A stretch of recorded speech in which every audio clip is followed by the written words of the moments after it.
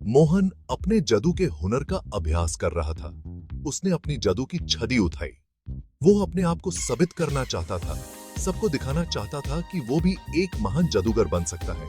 अब्राकडाब्रा, वो चिल्लाया। कुछ नहीं हुआ। रमेश, उसका दोस्त, हंसने लगा। मोहन को थोड़ा बुरा लगा, लेकिन उसने हिम्मत नहीं हारी। ये कोई जादू नहीं है मोहन। मोहन का चेहरा उतर गया।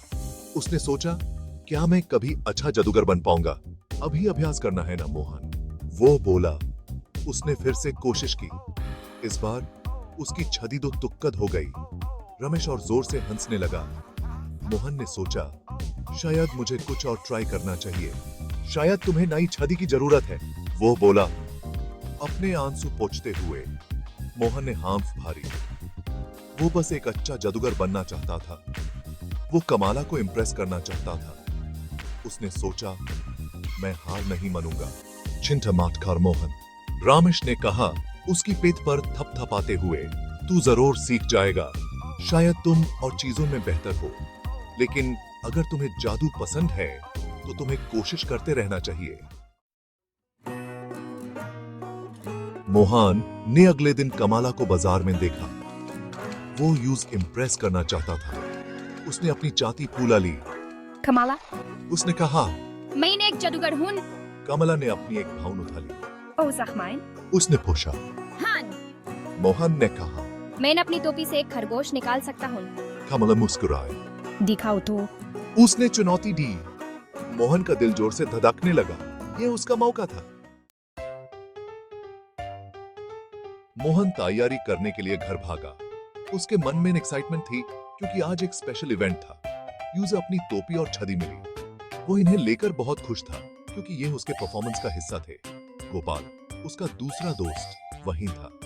वो भी इवेंट के लिए एक्साइटेड था। गोपाल एक रबर के मुर्गी के साथ खेल रहा था। उसकी शैतानी हमेशा सबको हंसाती थी। गोपाल, क्या तूने मेरी छड़ी देखी है? मुझे वो अभी चाहिए, मोहन ने पूछा, इधर उधर देखते हुए। उसकी छड़ी कहीं नजर नहीं आ रही थी। गोपाल ने रबर का मुर्गा उठाया। उसने सोचा, यह मजाक का अच्छा मौका है। क्या ये है? उसने मुस्कुराते हुए पूछा। उसने पूछा। मोहन ने बदलाव पर ध्यान नहीं दिया। उसका ध्यान सिर्फ अपनी छड़ी पर था। उसने रबर का मुर्गा पकड़ा और दरवाजे से बाहर भागा। उसने सोचा, यह मजाक का सही वक्त है। Show time. उसने एक्साइटमेंट के साथ चिल्लाया। वो चिल्लाया। सब लोग उसकी तरफ देखने लगे। मोहन कमला के सामने खड़ा था। उसने एक लंबी सांस ली। उसने अपनी टोपी में हाथ डाला। खरगोश की जगह उसने फूलों का गुलदस्ता निकाला। मोहन का मुंह खुला का खुला रह गया। उसने फिर से कोशिश की। इस बार उसने बहुत जोर से धकेल दिया। टोपी फट गई। सब लोग हक्के बक्के रह गए। कमला गिगल करने लगी। मोहन के गाल लाल हो गए। वो गायब होना चाहता था, पर रोती थी। कमला को मोहन पर तरस आया। उसने मदद करने का फैसला किया। शायद खरगोश फंस गया है। वो बोली, उसके पास जाते हुए। तभी गोपाल दौड़ा हुआ आया। उसकी आंखों में शरारत थी। मुझे पता है कैसे मदद करनी है, गोपाल चिल्लाया। वो स्टेज पर कूदा और रबर के मुर्गे को फड़फड़ाने लगा। भीड़ हंसी से गूंज उठी। मोहन जमीन में समा जाना चाहता था। अचानक लक्ष्मी और भगवान प्रकट हुए। वे एक चमकदार रोशनी के साथ आए, जैसे किसी जादू से। लक्ष्मी अपनी बुद्धिमानी के लिए जानी जाती थीं।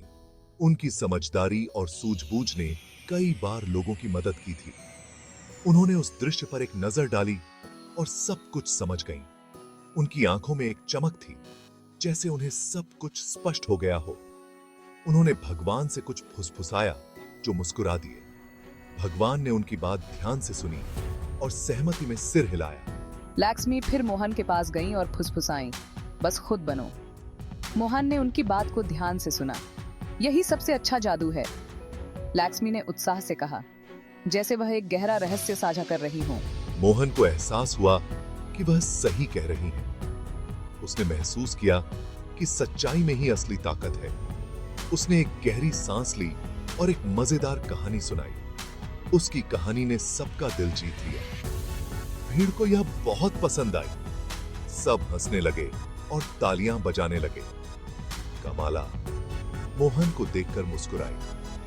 वो कितना मजेदार था। उसकी मुस्कान में गर्व और खुशी थी। मोहन ने उस दिन एक बहुमूल्य सबक सीखा। उसने समझा कि खुद होना ही सबसे बड़ी ताकत है। खुद होना किसी भी जादू की चाल से ज्यादा प्रभावशाली था।